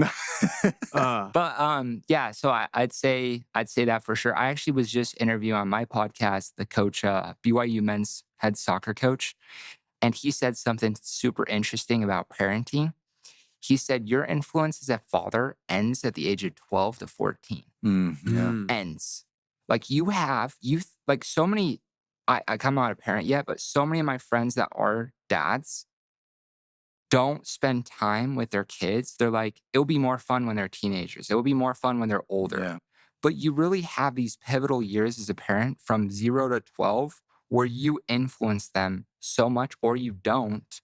And then by the time they're 12 to 18, it's their peers. Yeah.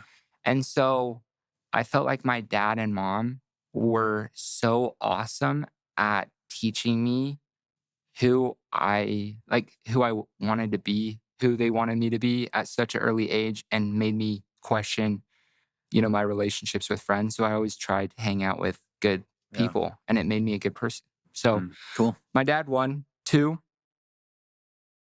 I'd probably say my mom, like she's freaking awesome. My parents are so different. Like my dad is hardcore dictator, by the book, had us show up to every school project, every church project, service activities. I had to get my Eagle by the age of 14. Otherwise I wouldn't have a cell phone. It's like, but my mom on the other side was like just the warmest, sweetest, kindest person ever. And she's like the most giving, sweet person I know. So very cool, man. She's definitely like helped me be a better person in a lot of different ways. What about a quote? One quote that's changed the direction of your life. I talked about you'll be the same person you were. Yeah. Let's do a different one. That's a great quote, though. Thank you. It's not mine. So I'm taking credit for it. I'd say, let's go here. The biggest difference between the wealthy and the poor is how they spend their free time. Ooh, that's good. It's powerful. I think this is something I think about all the time. Like how you spend your free time shapes who you are. Like I think most people probably have 5 to 10 hours a day of free time. And so many people spend their free time on crap, entertainment, just entertainment. And entertainment is not bad, but I don't know where I heard this from, but you should spend as much time, if not more time, on education. Yeah. Education, more time on education than entertainment. If I have free time, I am listening to a podcast, listening to a book, watching a YouTube video of a successful person. I'm not watching a movie. Like if I'm by myself, if I'm with my wife, I'm doing that. But I got this habit like 10 years ago of like anytime I'm in my car by myself, I can't play music. I have to be listening to, got that from Brian Tracy. Yeah. He's a stud. Yeah. But I have to be listening to a book or a podcast. And am I perfect? No. Like I'll listen to a song or two sometimes, but that habit alone has changed my life. So I'm very intentional about how I spend my free time and how much free time I allow myself as well. So that one. Yeah. People do not understand just how much it costs to be entertained by free apps like TikTok, Instagram. Like it's free, totally, but it costs so much of their life in opportunity and missed education and missed learning. But also who you follow matters. Yeah. Like honestly, my Instagram, I don't feel like I'm drained or it's entertainment. I'm learning. I follow like the Alex Hormozis, you, like your content is actually really educational. So I think for the majority of people though, absolutely, they're just watching crap reels, you know? Yeah, cat videos and funny politics stuff. But I feel like who you follow on social media definitely matters. And if you just follow and mute all the crap accounts, you will just get a bunch of great stuff, little clips of highlights of great things. So awesome. All right. Love it. All right, we're going to move into the next part, past, present, future. And so you said 26? 26, right, let's look back to like 18-year-old Gage. Yeah. What advice would you give 18-year-old Gage? A lot comes to mind. Yeah. I would say the biggest thing, probably the one that comes right away is think bigger, faster. And like, I just think that, I don't know, if I would have thought bigger, faster, I would have done things a little bit differently. I feel like I'm proud of like what I've done the last few years, but if I would have known that I could be where I'm at right now, like with Brandon on a podcast earlier, I feel like I would have maybe done a few things differently. And like even now, like that's one of the regrets of this business owner that I really look up to is just think bigger, faster. And he was a billionaire. I'm like, what do you mean? Like you thought bigger, faster than anyone else. Like, no one's done it better in Utah than you. But I'm just like, okay, think bigger, faster. So that one. Very cool. Awesome. All right. What is something you've done in the last year of your life that's improved it, has given you a better life? Tony Robbins Platinum, baby. All right. Yeah. Tell us about what is Platinum and what do you get with that? So basically, Tony Robbins has like 7 different events. Lots of different events: business mastery, life mastery, wealth mastery, date with destiny, unleash the power within. Like all these different events, business mastery 2, leadership university.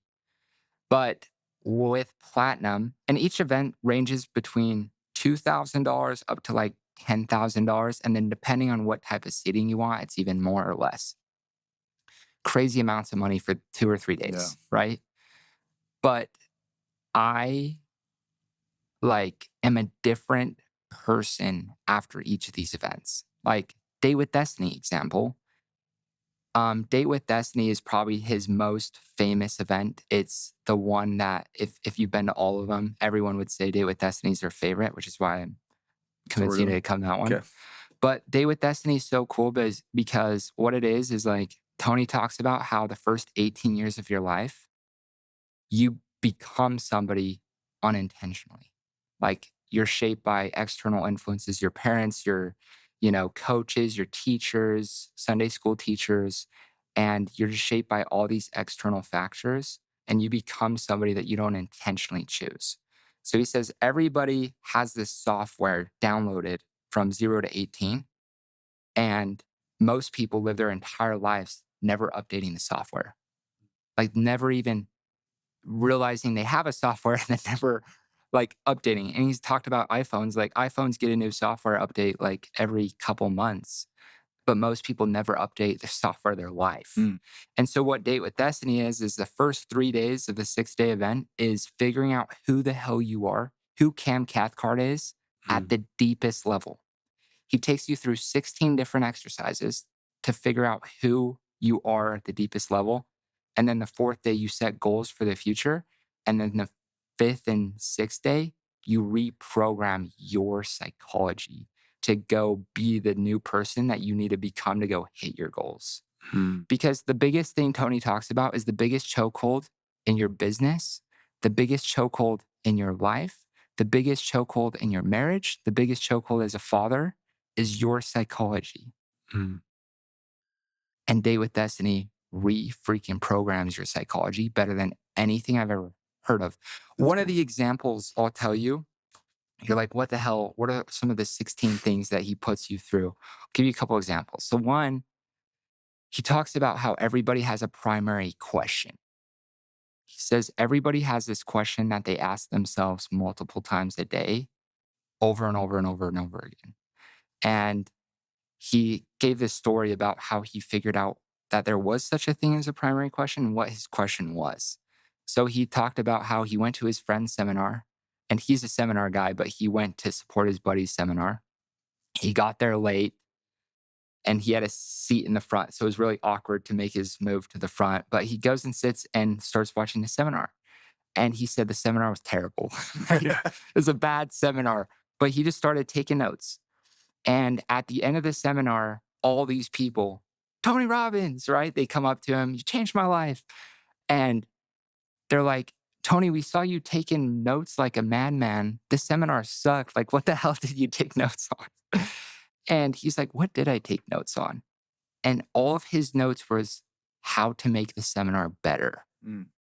So he immediately knew, I have a primary question. My question is, how can I make this better? How can I make you better? How can I make the world better? And he's done it better than anyone, I'd say. So he's telling us the story of how he found his question. And while he started talking about this, I'm like, I know my effing question. And my question since 18 has been, what's the best use of my time right now? Which is a good question, right? Because it made me super productive. If I have any, free time, I'm like, what's the best use of my time right now, right? I just talked about that. But that question was also hurting me in a lot of ways. Like my relationship with my wife. If I come home and say, babe, how was your day? And she's like, oh, I was reading this fairy book. It's really romantic. And I'm asking my question as I'm listening to her, what's the best use of my time right now? I'm checked out. I'm either thinking, okay, how can I change the subject of this terrible conversation that's not adding value to my life? Or it's like, I'm going to just check out and think about what I'm going to do after this, after she shuts up. And so it was ruining relationships with my people I loved. It was ruining relationships with friends. I was not a good leader, as good of a leader, because if I felt like this person was talking about skateboarding, shut up. Don't. I was, and I had no idea I had the question, and I had no idea how it was affecting my psychology. And so I was sitting by my friend, Zach, shout out Zach Anderson. He joined Platinum with me, but I was talking to him and he's like, Gage, what's your question? Like as Tony's talking, I'm like, I know my question. It's what's the best use of my time right now? He's like, dude, that's 1000% your question. He's known me since elementary school. And he's like, dude, honestly, it's been hard to like hang out with you because if we go to lunch and we're not talking business, like you check out. And then I'm like, what's your question, Zach? And he's like, he said his question is, how can I get this person to like me the most? His biggest fear is being lonely. I don't know if I should say. His biggest fear is being lonely. And he was from a home that was broken. Like his parents got divorced and then remarried and then got divorced again. And he just had a really tough upbringing. And I'm like, dude, that's 1000% your question. Because I've known him since elementary school. He always tries to get everyone to like him the most. Biggest people pleaser, teacher's pet. I'm like, bro, that's crazy that's been the question that's running you. He's like, that's crazy. That's the question that's been running you. So we both changed, like you changed your question. So my new question was, how can I appreciate and enjoy the present moment even more? And from the day I got back from Date with Destiny, my whole world changed. I remember getting off the plane from Florida in Salt Lake, walking to, my wife who was going to pick me up. It was like a 10-minute walk. And I get off the plane. What's my immediate question? What's the best use of my time right now? And what would I normally be doing? Texting people back, putting in my AirPods, listening to a book or a podcast. I have 10 minutes. I'm going to make the most of it. But I'm like, no, how can I appreciate and enjoy this present moment even more? That's beautiful. I didn't put my AirPods in. I walked in the I walked in the airport, made more people smile than I ever had. I noticed all the Christmas decorations that Salt Lake Airport had, and it's beautiful. And it was just like the most amazing thing ever. And like, Date with Destiny has totally changed my life. It's changed me as a friend, a husband, a leader, an investor, it transformed. And that's just one of the 16. So as platinum, you get to go to all of them? Sorry. I'm talking way too much. No, dude, I love it. It's awesome. Platinum. But yeah, platinum, basically it's $85,000 a year. Whew. It's a chunk of money, but you get all events for an entire year. Plus you get 3 platinum trips. Okay, yeah. So this year there's a finance trip, and the group's only like 200 to 500 people. He brings in billionaires. You can ask him questions like Ray Dalio's been to some of the. So he has 3 trips: finance trip. It's a week long in Whistler. I think this one's in Whistler, Canada in February. And then he has a relationship trip. You can bring your wife and it transforms your marriage. It's 6 days. There's no better thing you could do. I haven't done that one, but I've heard it's really good for relationships. And then there's an adventure trip. That's cool. So it's all the events and then these 3 bonus trips. Plus you get to sit in the front of a seminar. You can also bring a guest. So Brandon's my guest. And 20, yeah, That's you awesome. are. Thanks, man. 2025. And it's the best thing ever. I think so many people say the best investment is in yourself. And I agree with that. But there's a lot of scams out there that you shouldn't be investing in. I think it's, like I said earlier, like it's really matters who you learn from. And Tony Robbins is the best person you can learn from, I think, that's living right now. And that's the best investment you can make. I think anyone can make. I love it. So super cool. All right, last question for you. Future you, like, I guess, what do you want your legacy to be? That's a great question. I used to think life purpose and mission statement was all bullshit. But actually at Date with Destiny, you figure out your life purpose and you write it down in detail. So the purpose of my life is to be an inspirational lover and a giver, enjoy life to the fullest, and do life the best I can so I can help others do the same. So I would say my legacy, I want to grow into becoming the best version of myself and help as many people along the way as I can. Like I think about what's cool is like the more I study self-development and self-improvement, the more it aligns with gospel. Yeah. Jesus. Sure. Agreed. Because like the 2 biggest commandments that Jesus has is like love God, and to love God is to know God, to become like God, become the best version of yourself. And then 2, serve his children. And so like that's the purpose of my life, becoming the best version I can so I can be, the best for the people in my life, my wife, my kids, my friends, my family, the people that I work with, become the best I can so I can help others at the highest level that I can. And that's the purpose of my life. Love that, man. It's awesome. All right, let's wrap things up. 2 final questions. Number 1, what are you excited about in your life? What's coming up? Platinum, baby. Platinum. and a baby. And a baby. Yes. Which ones are you more excited about? I can tell you. I can tell you, unfortunately. My baby, I'm having a daughter, which is crazy. She's due May 4th. Little Star Wars baby. Yeah, that's awesome. But I'm super excited about being a dad to baby girl. Definitely excited about that. Yeah. I'm really nervous. Like I used to think that I could never I used to think I didn't want to have kids in today's world. It's crazy world. But I heard no, good people need to be having kids right now. We need more good kids now more than ever before. Yeah. And so I'm definitely excited to be a dad.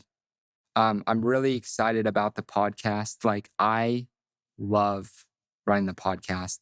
I love interviewing successful people and just doing what I love most, which is, learning something that I could go apply to my life. But then the platform of I did a podcast with my friend Casey Baugh, and my nephew texted me and he's like, dude, I just listened to your episode with Casey, and he lives in Arizona. I learned this, and this. I'm going to go do this. And I'm like, that's the coolest thing ever. Cool. Yeah. So I'd say those two, for sure. Awesome. All right. Where can people find you at? Yeah, I probably am most active on Instagram, but at Gage Heward on Instagram, on TikTok, on YouTube, on Twitter. I'm not active on Twitter much, but yeah. And then Proximity is Power podcast.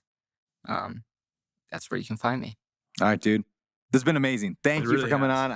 I knew it was going to be a good show. I love your heart. I love your spirit. I love your mindset when it comes to personal development, growth, money, finance, and family. So appreciate you. Dude, this has been awesome. Thanks again. Boom. And that, my friends, is the show. Thank you for tuning in. And hey, before you go, if you enjoyed this episode or if you just enjoy the show in general, please consider leaving us a rating and review wherever you listen to podcasts. We really do value your feedback, and we read the comments. We make future decisions about topics and guests and everything else. Plus, it helps us reach more people, and the more reviews we get, the more people hear it and watch the show and share it, and it's awesome. Last but not least, please head over to social media. Consider befriending me, following me, subscribing to all that stuff at Better Life and my personal page at Beardy Brandon, especially over on Instagram, YouTube, and really everywhere else. So thank you again for listening. I'm honored that you would bring me along on your journey toward building wealth through real estate investing without losing your soul. Now, this show is about living a better life, but if you want my opinion on what it takes to live the best life ever, just go to abetterlife.com/best life to hear some of my views on life and spirituality. I think you'll like it. abetterlife.com/best life. With that said, thanks for listening to the show. We'll see you next week.